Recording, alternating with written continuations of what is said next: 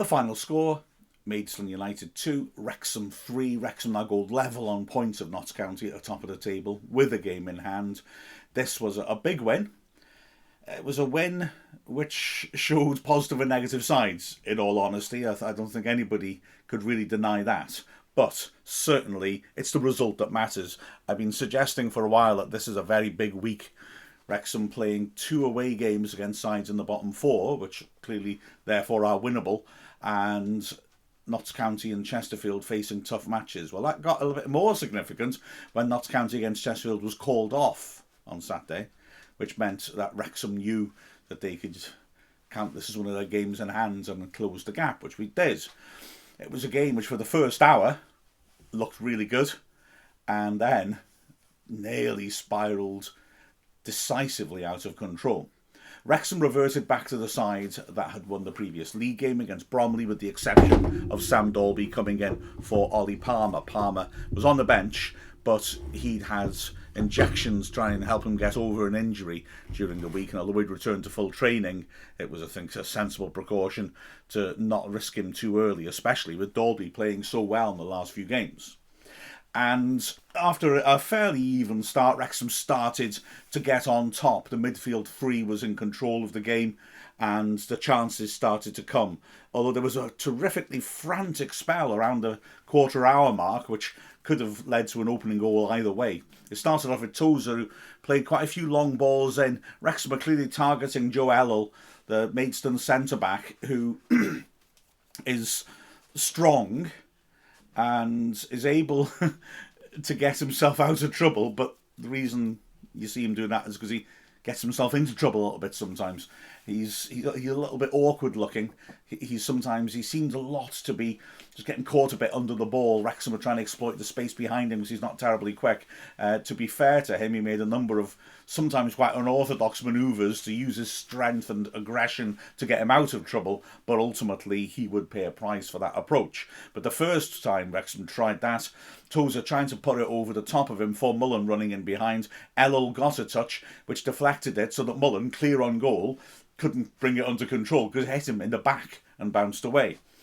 Maidstone, picking up the loose ball, played themselves out through the thirds beautifully. The sort of attack that opposing managers don't like, because Maidstone cut through us like a hot knife through butter.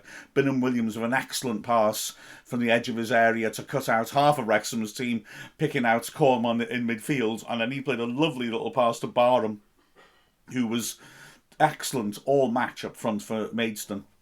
He took it in his stride, one-on-one with Howard down a left channel, hit it across Howard. He did really well to get down and make a very, very important save. And once he released it, Wrexham had a glorious chance to go on up one, which Dalby will be so disappointed that he wasn't able to convert. The ball getting played up to the left side of the box. McFadden did really well to back into his man, pin him, and then worked the ball round the corner for Mullen. He punched a great early ball along the floor into the 6-yard box. Dalby got there, 6 yards out, hit it on target, but Mersin, the goalkeeper, was very quick off his line and able to spread himself and save. At such close range, though, Dalby will be disappointed he didn't open the scoring. Wrexham, though, continues to create and continue to be on top. A long ball forwards wasn't dealt with well. It fell to Young, who did really well, about 25 yards out, the ball bouncing awkwardly, but he showed good vision. He knew that Ford, as he did all through the first half, was in space on the right, and so he improvised a little volleyed pass to him. Ford brought it down, great position, drove deep into the box, one-on-one with the keeper again, but from the corner of the 6-yard box, really rather got his angles wrong and hit it into the side netting. A missed opportunity, and again, Maidstone showed that they, although they were second best, they certainly had something. But then Williams coming forwards, knocked the ball up towards the edge of the area. It was a lovely little move between Bingham Williams, Barham and Corn. Corn popping it back to Corn. He squared it on, and Lawson from 25 yards hit a powerful shot. It took a deflection as well, but Howard was able to get down low to his right and get a strong hand on it to push the ball away, and Hayden could get to the rebound. So the die was cast in a sense. Maidstone are in real trouble down at the bottom of the table. The results have been poor. This would be their 7th league defeat in a row. But their caretaker manager, George Elokobi, looks to be making some headway. They moved the ball around well on the synthetic surface. Elokobi certainly was working on that, and they passed nicely on occasions through midfield. The defence looked a little fragile, in all honesty, though. But they were causing some issues, and Barham was a terrific, all-energy, non-stop worker up front with pace. He would chase the ball down. A couple of times Tozer had to really do well to deal with the pressure that Barham was putting him under. Made one mistake, which he recovered from well to make up for. But there was an issue that Mason knew they could find Barham and he might cause problems. The problem for Maidstone was that Barham was very, very isolated. The midfield was very deep, and often they were knocking hopeful balls for Barham, who was still doing well chasing them down, knocking those little diagonal balls in behind the wing-backs, and he would be running after them, getting there, holding it up well or trying to get at people. So Maidstone had a goal threat, but Wrexham, you felt, surely had to score soon. Halfway through the first half, Wrexham came incredibly close again to achieving that. Lovely play by O'Connor. In fact, this and the next chance Wrexham had illustrated the point I tried to make in the Ask Wrexham video that was up on Saturday morning, that O'Connor is very good at playing the little deeper role, pivot role in midfield, not only because he can win the ball, but also because he can pop the ball off quickly and accurately, and that's what he did on this occasion. With a classy little touch, ball comes to him, he knows what the pitch looks like ahead of him, and so he immediately punches a first-time pass to McFadden on the left in a bit of space. It was a nice move. He worked it into Lee. Lee swept the ball beautifully across to Ford, who again is in exactly the same position. He's got in on goal, right side of the box. This time he drove it across the keeper, but from nowhere, George Fowler came in and made a remarkable clearance off the line, sliding in towards his own goal, and yet about a yard off the ball, crossing the line, somehow managing to get enough of his foot on the ball to set it away to safety. The constant pressure continues. O'Connor showing his quality in terms of just physicality, winning a good header in midfield to find McFadden. McFadden working the ball into the edge of the box. Mullen just inside the box, just left of centre, hitting it with an excellent first-time strike. Ellel, who did well, he's allowed Mullen space, but could make up for it because he made a good block and the ball span off him over the bar. Then Tozer causing problems with throws, which he did a few times. This one, a real orthodox problem from a long throw in. Tozer hurling it into the near post. Tunnicliffe getting it well, flicking it across the face of goal, and Mullen will have known he probably should have scored, attacking it about 8 yards out. Couldn't get on top of the ball, though, headed it over the bar. Wrexham took the lead in the 30th minute with a very special goal from the skipper, Luke Young.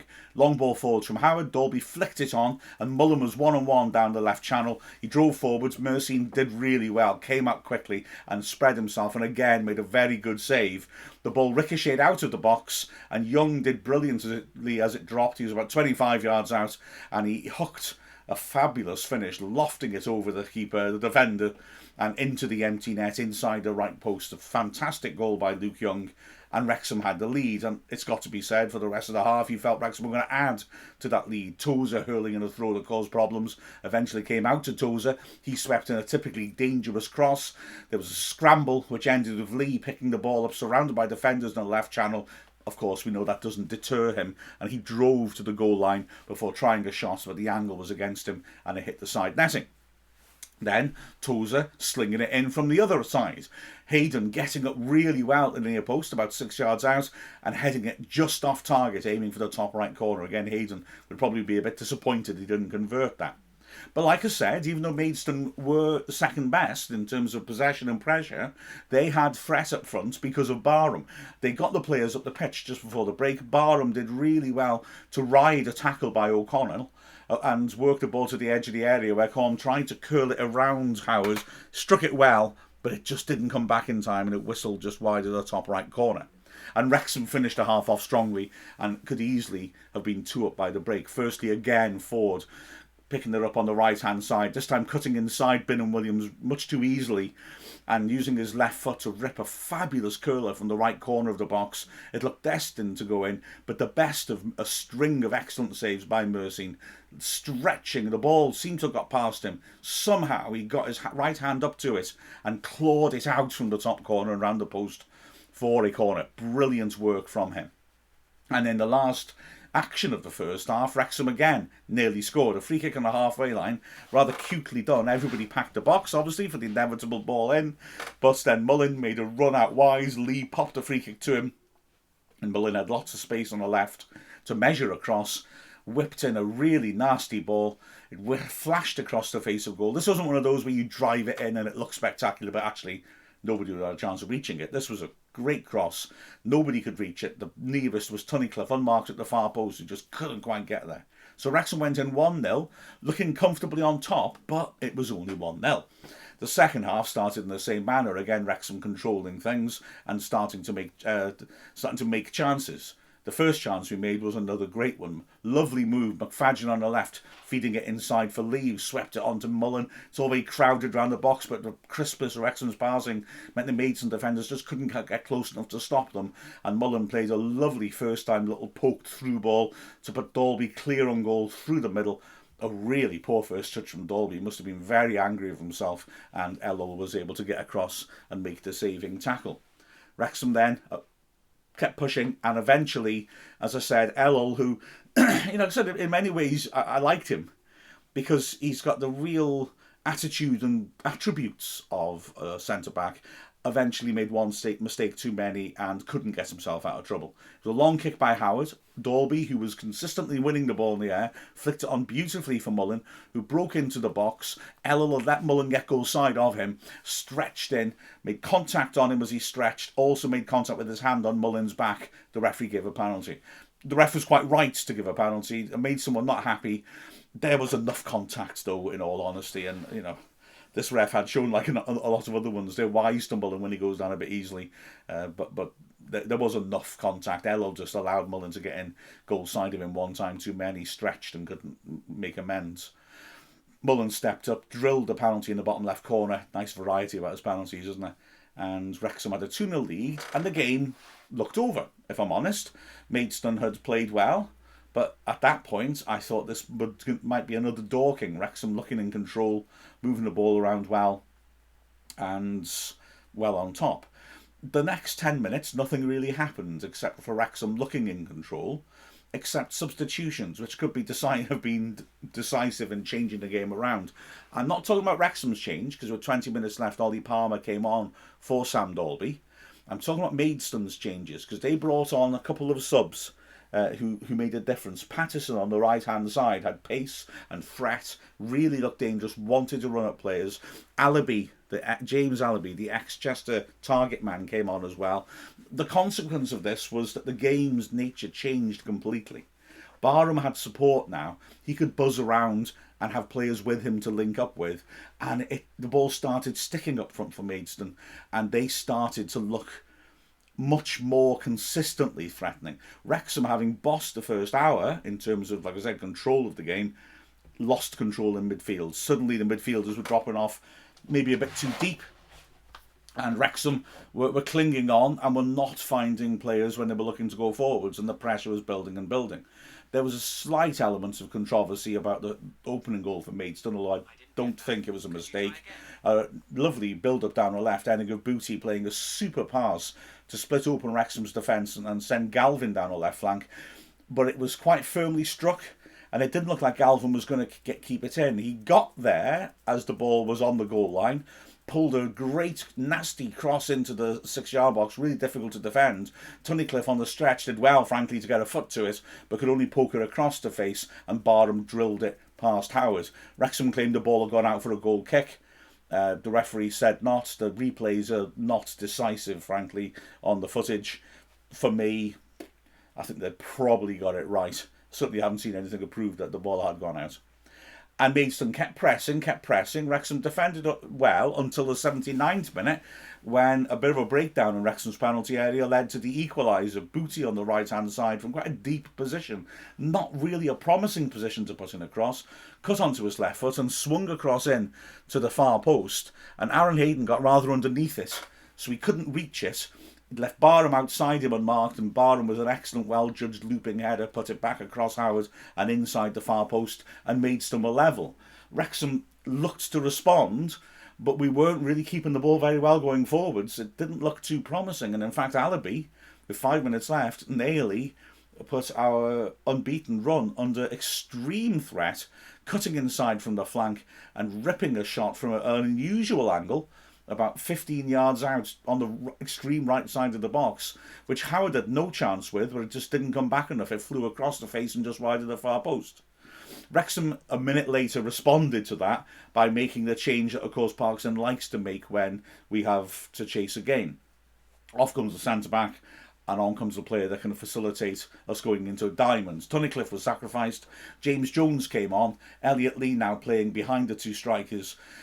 But Wrexham still were getting the ball forwards, not really making it stick that much until we won a corner in the first minute of added time. A good ball in from the left-hand side. Good defending, actually, by Bilham Williams to stretch and head it out. It was a threatening ball in. And from the corner, Wrexham got that winner. O'Connor sweeping it across into the heart of the goal mouth. Wonderful improvisation by Hayden. Maidstone will be very unhappy about how they defended the corner, though. I think there was maybe an element slightly of panic that they could lose to what they'd earned, because for me, sort of corner that I think is close enough for the keeper to be able to deal with. But there was a centre-back under it who was quite passive, didn't really go to attack it.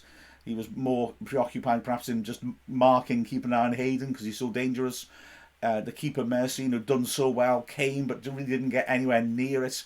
And Hayden really did well to stretch his leg around the defender and Mercy, and somehow with the ball at about mid-chest height, somehow at full stretch to his right, get the touch which tapped it into the empty net. Bizarre goal, brilliantly improvised goal. 11 for the season now for Aaron Hayden. Wow. So, Wrexham dug in and saw it out for the win. You've got to be pleased with the first hour, which saw us looking very good away from home. You've got to be a little concerned by the last half hour, and the winning goal was a real testimony to the guts and spirit of this side, but the way that Maidstone changed up and managed to change the dynamic and was a real problem for us. Although, let's be honest again, Phil Parkinson made again the brave change to chase the win and got rewarded. Looking through the performances, well, Howard did very well. 2 important saves in the first half, or we could have been in real trouble. The 3 central defenders, Tozer, I was impressed with. Some of his forward passing was good as he tried to exploit Ellel. He defended well, particularly because he was really the one under most duress. Barham was trying to isolate him because he was quicker than him. And as I said earlier, he did at one point force a mistake, but Tozer did well to hold him up and buy time for the other defenders to get back. And on other occasions, handled Barham really well, because Barham was a proper handful, and when he was able to get the ball and go at Tozer when Tozer was the last defender, alarm bells were ringing. Hayden made the mistake, I would say, for the second goal, but apart from that, defended well and of course got the winner. Tunnicliffe, his usual self, was solid and strong. Couldn't help the first goal coming back off him to Barham. I don't think he did well to defend his far post. The wing backs, I thought Ford was man of the match, especially in the first half, getting forward, a constant threat. There was an imbalance there. They weren't really covering him very well, and he was able to get in, get Bilham Williams isolated, or even when Bilham Williams tried to sort of tuck in a bit to keep the defence compact, to just get round the side of him and not even have to take him on to get past him. He was threatening, his quality was good, except for that one chance he missed, because the other one off the line was a good effort. The one that was saved, there was a scream over his weaker foot. He used the ball intelligently throughout. Didn't get forwards as much in the second half, although I think that was because Maidstone didn't have as much of the ball in the first 15 minutes, and then after that we're on top. And Ford had to focus on his defending, which was fine. Hey, I did the Ford focus thing that Bill Long did in the commentary yesterday. Well played, Bill. It was a beauty.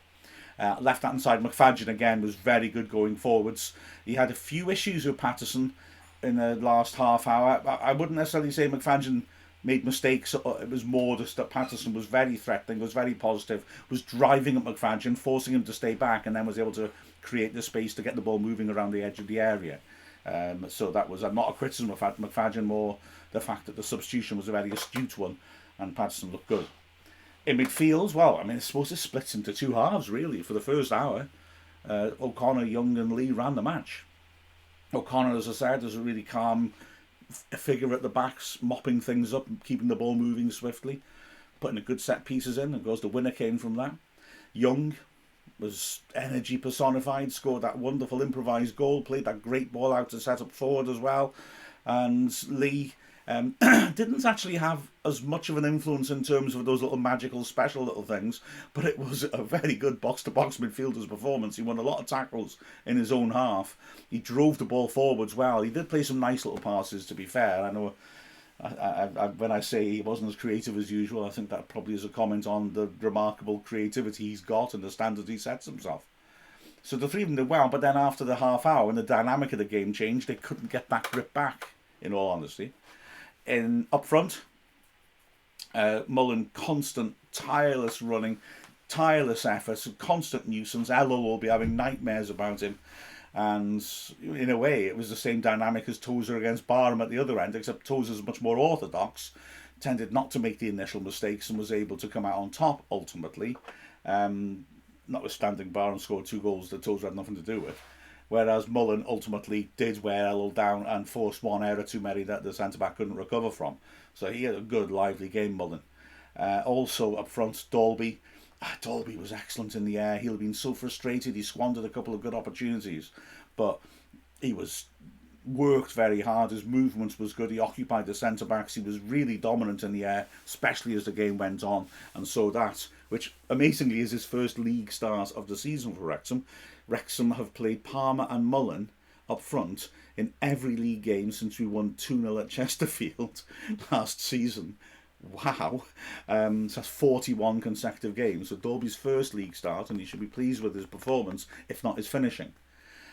Off the bench, Palmer came on. We know Palmer's had some fitness issues and didn't have much opportunity to influence things, in all honesty. Likewise, James Jones late on. So, a curate's egg of a performance.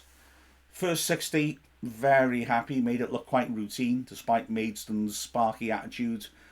And in the last half hour, a little bit worrying that a side that's been struggling for results were able to cause us problems. But you've got to accept that football's a game of two teams, and if George Elokobi makes smart changes, then the dynamic can change. The important thing is we got the 3 points and we maintained the pressure on Notts County, and also that kept the title very much in our own hands, game in hand, plus Notts County still have to come to us. Nicer running on paper for us than Notts County. Things are progressing nicely. On to Gateshead on Tuesday, which will be a test again, although they're in the bottom 4, simply because you've got to keep those standards up week in, week out. Make sure we're not distracted by a big cup tie on Saturday, and of course complete a live-along journey, gone down to Kent, now going up to the northeast. So the pressure keeps coming, but Wrexham come out with another 3 points here and take a step closer to the promised land. League 2's the promised land now, apparently. Yeah, there's stuff beyond League 2, isn't there? With the final score of Maidstone United 2, Wrexham 3. First time we've ever won in Maidstone. We've won away against Maidstone twice, but both those games were played in Dartford because Maidstone had financial problems. I'm Mark Griffiths from Wrexham AFC. Oh, and we set an outright club record, 21 games unbeaten. The previous best run was 1901, but this now is an outright club record. Thought I should mention that. It's quite good, isn't it?